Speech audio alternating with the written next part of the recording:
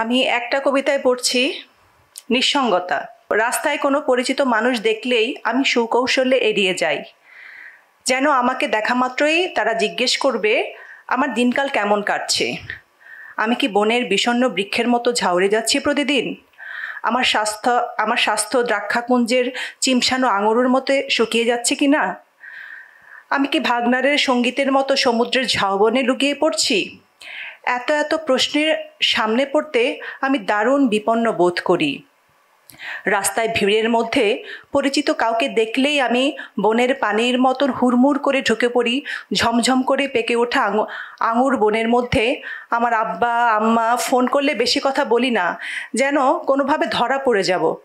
কতটা ব্যর্থ হয়ে আমি সেবাস্টিয়ান বাখের সুরের মধ্যে ঘুমিয়ে যায়, আর আমার শরীরের উপর দিয়ে শত শতাব্দী রেল হুইসেল দিতে দিতে চলে যায়। পরিচিত মানুষ দেখলেই মনে হয় তারা আমাকে গম ক্ষেতের বাতাসে কাকতাড়ুয়া করে একের পর এক প্রশ্ন করে ধ্বস্ত করে তুলবে, যেন রেল ব্রিজ ধ্বস্ত হয় গতকালের সবজির ছায়া। রেল ব্রিজে ধ্বস্ত হয় গতকালের সবজির ছায়া। মানুষের সঙ্গ থেকে প্রতিদিন নিঃসঙ্গ হতে চাই আমি, যেমন একলা থাকে সাভানা মাঠের নির্জন গাছ। ধন্যবাদ।